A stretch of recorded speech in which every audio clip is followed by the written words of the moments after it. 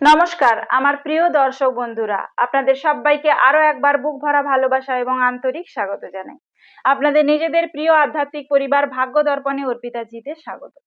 আমি আপনাদের সঙ্গে রয়েছি, আপনাদেরই অর্পিতা। বন্ধুরা, আগের ভিডিওগুলোতে আমরা মেষ, বৃষ, মিথুন এবং কর্কট রাশির জন্ম রহস্য নিয়ে অত্যন্ত বিস্তারিত আলোচনা করেছি। আজ আমরা পা রাখছি রাশিচক্রের পঞ্চম ঘরে, যা সমগ্র সৌরমণ্ডলের রাজা স্বয়ং সূর্যদেবের নিজস্ব ঘর সিংহ রাশিতে। আচ্ছা, আপনারা যারা এই মুহূর্তে আমার ভিডিওটি দেখছেন, যাদের নিজেদের রাশি সিংহ কিংবা যাদের সন্তান, জীবনসঙ্গী বা কোনো প্রিয় মানুষের রাশি সিংহ, তারা কি কখনো নির্জনে বসে নিজেকে একটি প্রশ্ন করেছেন, কেন আপনার জন্ম সিংহ রাশিতেই হলো? 12টি রাশির মধ্যে কেন অন্য কোনো রাশি ঈশ্বর আপনাকে দিলেন না? কর্কটের মতো শান্ত জলের পর কেন আপনাকে এক অত্যন্ত তেজস্বী, রাজকীয় এবং অগ্নিতত্ত্বের রাশি দেওয়া হলো?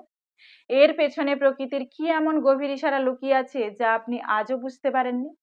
আমাদের প্রাচীন সনাতন ধর্ম, বেদ এবং বৈদিক জ্যোতিষশাস্ত্র বলছে আপনাদের এই সিংহ রাশিতে জন্ম নেওয়া কোনো সাধারণ কাকতালীয় ঘটনা বা কোইন্সিডেন্স নয়। এর পেছনে লুকিয়ে আছে আপনার পূর্বজন্মের এক বিশাল কর্মের খতিয়ান, আপনার আত্মার একটি বিশেষ অপূর্ণ রাজকীয় বাসনা এবং এই জন্মকে সার্থক করার জন্য প্রকৃতির এক গোপন ব্লুপ্রিন্ট। আজ এই ভিডিওতে আমি কোনো সাধারণ দৈনিক বা মাসিক রাশিফল কিন্তু বলবো না। আজ আমি যাব সিংহ রাশির একদম গভীরে, এর আধ্যাত্মিক উৎসে। আমরা জানবো এর আধ্যাত্মিক কারণ, এর পেছনে থাকা পৌরাণিক রহস্য এবং কেন ঈশ্বর আপনাকে এই রাশিতে জন্ম দিয়ে পৃথিবীতে পাঠিয়েছেন। এটি ভিডিওটি একটু বড় হতে চলেছে, কিন্তু আমি বিনীত অনুরোধ করব আজ নিজের খাতিরে নিজের আত্মাকে চেনার জন্য একটি সেকেন্ডও স্কিপ না করে শেষ পর্যন্ত দেখুন, কারণ আজকের এই ভিডিও আপনার নিজের জীবনকে দেখার দৃষ্টিভঙ্গি চিরতরে বদলে দিতে পারে। প্রথমেই আসি রাশিচক্রের গঠন এবং সিংহ রাশির গভীর রহস্য নিয়ে। এই গভীর রহস্যটা বুঝতে গেলে আমাদের প্রথমে মহাকাশ এবং বৈদিক জ্যোতিষের গণিতকে একটু সহজ ভাষায় বুঝতে হবে। আমাদের এই সমগ্র ব্রহ্মাণ্ড বা ভূচক্রের 120 ডিগ্রি থেকে 150 ডিগ্রি পর্যন্ত অংশকে বলা হয় সিংহ রাশি। আমাদের শাস্ত্রে সিংহ রাশিকে বলা হয় কালপুরুষের উদর বা পেট, এবং এটি আমাদের ভেতরের আত্মিক শক্তির কেন্দ্র। এই রাশির প্রতীক হলো বনের রাজা সিংহ। সিংহ যেমন নির্ভীক, রাজকীয়, স্বাবলম্বী এবং নিজের এলাকায় কারো হুকুম বরদাস্ত করে না, সিংহ রাশির মানুষের স্বভাবও ঠিক তেমনই। এরা ভিড়ের মধ্যে মিশে থাকতে পারেন না, যেখানেই যান নিজের ব্যক্তিত্বের কারণে সবার থেকে আলাদা এবং প্রধান হয়ে ওঠেন। সিংহের মতো এদের মধ্যেও এক অদ্ভুত আত্মসম্মানবোধ এবং আভিজাত্য থাকে। এই রাশির অধিপতি গ্রহ হলেন সমস্ত গ্রহের রাজা, আমাদের আত্মা এবং সুনামের কারক গ্রহ সূর্যদেব, স্বয়ং সূর্যদেব। এর উপাদান বা তত্ত্ব হলো অগ্নিতত্ত্ব, তবে মেষ রাশির মতো চঞ্চল আগুন নয়। সিংহ রাশির আগুন হলো স্থির বা যজ্ঞের আগুনের মতো, যা চারপাশকে আলো দেয় এবং স্থায়ী তেজ বজায় রাখে। আর এর প্রকৃতি হলো স্থির রাশি, অর্থাৎ ফিক্সড সাইন, যার কারণে এরা নিজেদের সিদ্ধান্ত বা আদর্শে পাহাড়ের মতো অটল থাকেন। এখন একটু গভীরভাবে ভেবে দেখুন, যার রাশি সিংহ তার জীবনের শুরুতেই কি এই তিনটি মহাশক্তিশালী উপাদান যুক্ত হয়ে বসে আছে? প্রথমত, কালপুরুষের বুদ্ধি, সন্তান ও রাজকীয়তার ঘর। দ্বিতীয়ত, সূর্যদেবের ঐশ্বরিক তেজ এবং তৃতীয়ত, স্থির অগ্নিতত্ত্ব। ঈশ্বর যখন কোনো আত্মাকে সিংহ রাশির গর্ভে স্থাপন করেন, তখন তিনি আসলে সেই আত্মাকে এক বিশেষ উদ্দেশ্যে পৃথিবীতে পাঠান। সিংহ রাশিতে জন্ম নেওয়ার 7টি প্রধান আধ্যাত্মিক এবং কার্মিক কারণ বলবো। এবার আমরা এই আলোচনায় প্রবেশ করব সব থেকে গুরুত্বপূর্ণ অংশে এবং রহস্যময় অংশে, কেন ঈশ্বর আপনার আত্মাকে সিংহ রাশির এনার্জির সাথে যুক্ত করলেন। এর পেছনে মূলত 7টি গভীর আধ্যাত্মিক এবং পূর্বজন্মের কর্মগত কারণ থাকে। দয়া করে প্রতিটি পয়েন্ট মনোযোগ দিয়ে শুনুন এবং আপনার জীবনের সাথে মিলিয়ে নিন। প্রথম কারণ কি? পূর্বজন্মের অপূর্ণ নেতৃত্ব এবং ক্ষমতার বাসনা। আমাদের সনাতন ধর্মে পুনর্জন্মের তত্ত্ব অত্যন্ত বৈজ্ঞানিক এবং সর্বজনবিদিত। পূর্বজন্মে আপনার আত্মা হয়তো এমন কোনো জীবন কাটিয়েছিল যেখানে আপনার মধ্যে অসম্ভব যোগ্যতা থাকা সত্ত্বেও আপনাকে অবদমিত করে রাখা হয়েছিল। হয়তো আপনার প্রাপ্য পদ, সম্মান বা ক্ষমতা আপনাকে দেওয়া হয়নি। আপনি সারা জীবন একটি বড় প্ল্যাটফর্ম বা সমাজের জন্য কিছু বড় নেতৃত্ব দেওয়ার জন্য ছটফট করেছেন এবং সেই অতৃপ্ত ইচ্ছা মনে চেপেই শেষ নিঃশ্বাস ত্যাগ করেছিলেন। পূর্বজন্মের সেই তেজস্বী আত্মা যখন এই জন্মে নতুন দেহ ধারণের জন্য প্রস্তুত হচ্ছিল, তখনই ঈশ্বর তাকে সিংহ রাশি উপহার দিল। কারণ সিংহ হলো রাজা এবং রাজকীয়তার ঘর। ঈশ্বর আপনাকে এই রাশিতে জন্ম দিয়ে বলছেন, যাও বৎস, পূর্বজন্মের যে ক্ষমতার অভাব তুমি বোধ করেছো, এই জন্মে সূর্যের কৃপায় তা অর্জন করো এবং চারপাশকে আলোকিত করে নেতৃত্ব দাও। দ্বিতীয় কারণ কি? আত্মসম্মান ও মেরুদণ্ড সোজা করে বাঁচার পরীক্ষা। পূর্বজন্মে আপনার আত্মা হয়তো এমন কোনো পরিস্থিতি বা মানুষের সামনে মাথা নত করতে বাধ্য হয়েছিল যেখানে আপনার আত্মসম্মানকে চরমভাবে আঘাত করা হয়। হয়তো আপনাকে অন্যায়ের সামনে আপোস করতে বলা হয়েছিল। এই জন্মে আপনার আত্মা স্থির করেছে যে সে আর কারো দাসত্ব করবে না বা অন্যায়ের সামনে মাথা নোয়াবে না। এই কারণেই ঈশ্বর আপনাকে সিংহ রাশিতে পাঠিয়েছেন। সিংহ রাশির জাতক জাতিকাদের কাছে তাদের আত্মসম্মান বা ইগো হলো সবচেয়ে বড় জিনিস। এরা না খেয়ে থাকতে পারেন, কিন্তু নিজের সম্মান বিসর্জন দিয়ে কারো করুণা বা দাক্ষিণ্য গ্রহণ করতে পারেন না। তৃতীয় কারণ কি? পূর্বজন্মের স্বার্থপরতার ঋণ শোধ ও উদারতার বিকাশ। এর একটি গভীর আধ্যাত্মিক দিকও আছে। পূর্বজন্মে হয়তো আপনি শুধু নিজের কথাই ভেবেছিলেন বা নিজের ক্ষমতা থাকা সত্ত্বেও অন্যকে সাহায্য করেননি।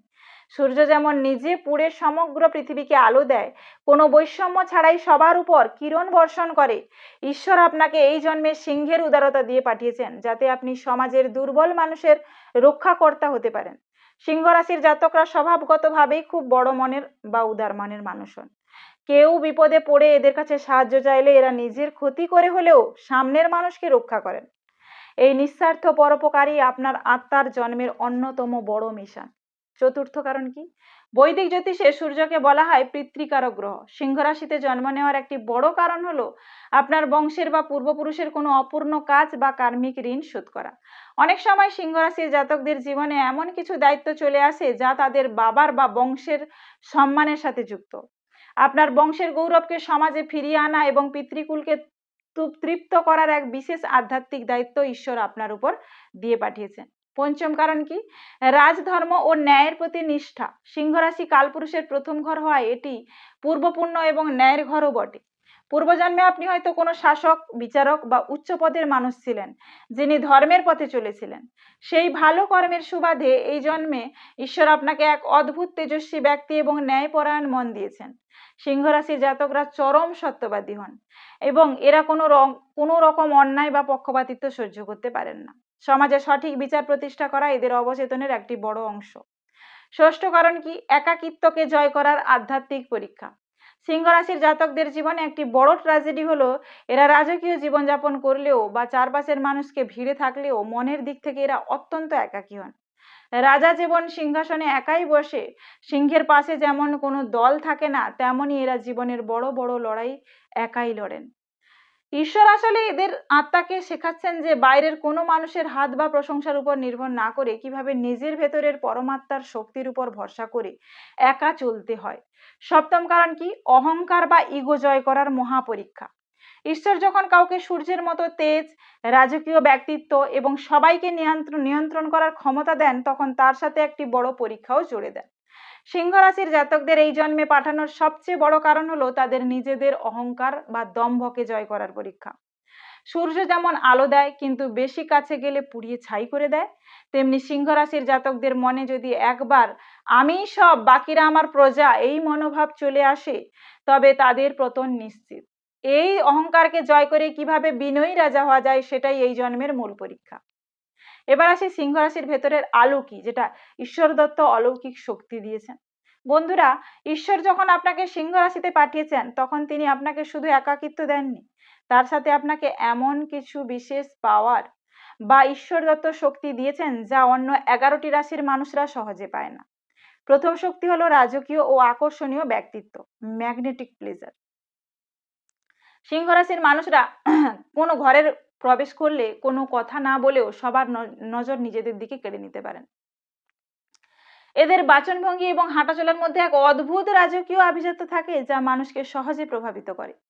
দ্বিতীয় শক্তি হলো নির্ভীকতা বা লড়াকু মানসিকতা। এরা কোনো কঠিন পরিস্থিতি বা শত্রুকে দেখে ভয় পান না। সমস্যা যত বড়ই হোক না কেন, এরা বুক চিতিয়ে তার সামনে দাঁড়ান। সংকটকালে যখন অন্য রাশির মানুষরা ঘাবড়ে যান, সিংহ রাশির জাতকরা তখন সেনাপতির মতো হাল ধরেন। তৃতীয় শক্তি হলো চরম সততা এবং বিশ্বস্ততা।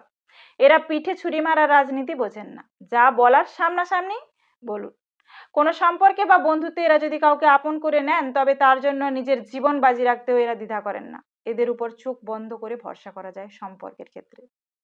আসি গুরুতর সতর্কবার্তাতে। যে ভুলগুলো আপনার ভাগ্যকে ধ্বংস করে দিচ্ছে, কিন্তু আমার প্রিয় সিংহ রাশির বন্ধুরা, মুদ্রার যেমন দুপিঠ থাকে তেমনই সিংহ রাশির এই অতিরিক্ত তেজ এবং স্থির অগ্নিতত্ত্বের কিছু মারাত্মক নেতিবাচক দিকও রয়েছে। আর এই ভুলগুলোর কারণেই হয়তো আজ আপনার ভাগ্য আপনার সাথ দিচ্ছে না। একটু ঠান্ডা মাথায় মিলিয়ে দেখুন তো, এই ভুলগুলো আপনার নিজের জীবনে প্রতিনিয়ত করছেন না তো? অতিরিক্ত খোসামত প্রিয়তা। সিংহ রাশির সবচেয়ে বড় দুর্বলতা হলো এরা নিজেদের প্রশংসা শুনতে খুব ভালোবাসেন।